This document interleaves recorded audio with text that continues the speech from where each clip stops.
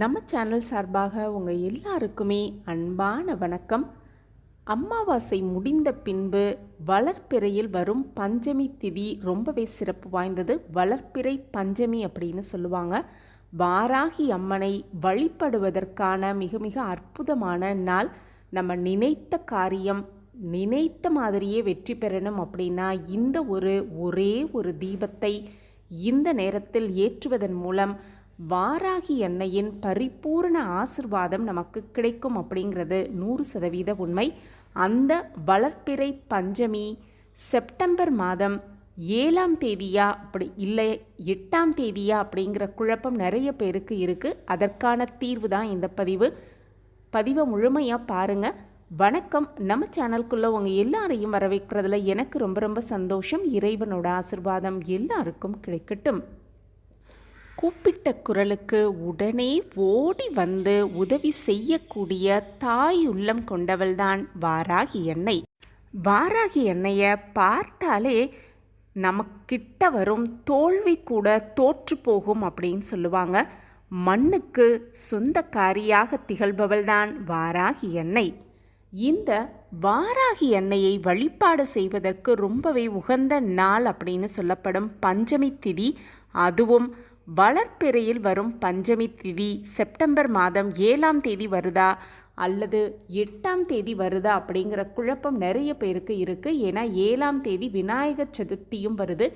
விநாயகர் சதுர்த்தி அன்னைக்கு விநாயகர் வழிபாடு செய்யணுமா அல்லது வாராகி அன்னையை வழிபாடு செய்யணுமா அப்படின்னு குழப்பம் நிறைய பேருக்கு இருக்குது. பஞ்சமி திதி என்னைக்கு ஆரம்பிக்குது அப்படின்னு பார்த்தோன்னா செப்டம்பர் 7ஆம் தேதி சனிக்கிழமை அன்னைக்கு மதியம் 3:31 மணிக்கு துவங்குது. முடிகிற நேரம் என்ன நேரம்னு பார்த்தோன்னா செப்டம்பர் 8ஆம் தேதி ஞாயிற்றுக்கிழமை மாலை 5:15 மணிக்கு அந்த பஞ்சமி திதி முடியுது. பொதுவாகவே வாராகி அன்னையை வழிபாடு செய்வதற்கு ரொம்பவே உகந்த நேரம் அப்படின்னு சொன்னோன்னா அது இரவு நேரம். அதுவும் குறிப்பாக 6 மணியிலிருந்து 10 மணிக்குள்ளான அந்த இரவு நேரத்தில் வாராகி அன்னையை வழிபாடு செய்வது ரொம்பவே சிறப்பு. இரவு நாயகி அப்படின்னு கூட வாராகி அன்னைக்கு ஒரு பெயர் இருக்குது. அந்த நேரத்தில் வழிபாடு செய்வது அப்படிங்கிறது குறிப்பாக பார்த்தோன்னா சனிக்கிழமை அன்னைக்கு மதியம் 3:31 நிமிடத்திற்கு துவங்கும் பஞ்சமி திதி மறுநாள் ஞாயிற்றுக்கிழமை மாலை 5:15 மணிக்கே முடிவிட்டுருது. அதனால் மாலை நேரம்னு பார்த்தோன்னா வாராகி அன்னையை வழிபாடு செய்வதற்கு ரொம்பவே உகந்த நேரம் அப்படின்னு பார்த்தோன்னா சனிக்கிழமை விநாயகர் சதுர்த்தி அன்னைக்கு செப்டம்பர் 7ஆம் தேதி மாலை 6 மணியிலிருந்து 10 மணிக்குள்ளே இந்த வளர்ப்பிறை பஞ்சமியான வாராகி அன்னைக்கு வழிபாடு செய்வது ரொம்பவே சிறப்பு. பொதுவாகவே விநாயகர் சதுர்த்தி வழிபாடு அப்படிங்கிறது மதியம் 1 மணிக்குள்ளே நம்ம வழிபாடு செய்வது ரொம்பவே சிறப்பு அப்படின்னு ஏற்கனவே நம்ம சேனலில் அந்த பதிவு போட்டிருப்போம். பார்க்காதவங்க அதை போய் பாருங்கள். விநாயகர் சதுர்த்தி வழிபாடு செய்வதற்கு ரொம்பவே உகந்த நேரம் என்ன அப்படிங்கிறத அந்த பதிவில் நம்ம ஏற்கனவே போட்டிருக்கோம். பார்க்காதவங்க போய் பாருங்கள்.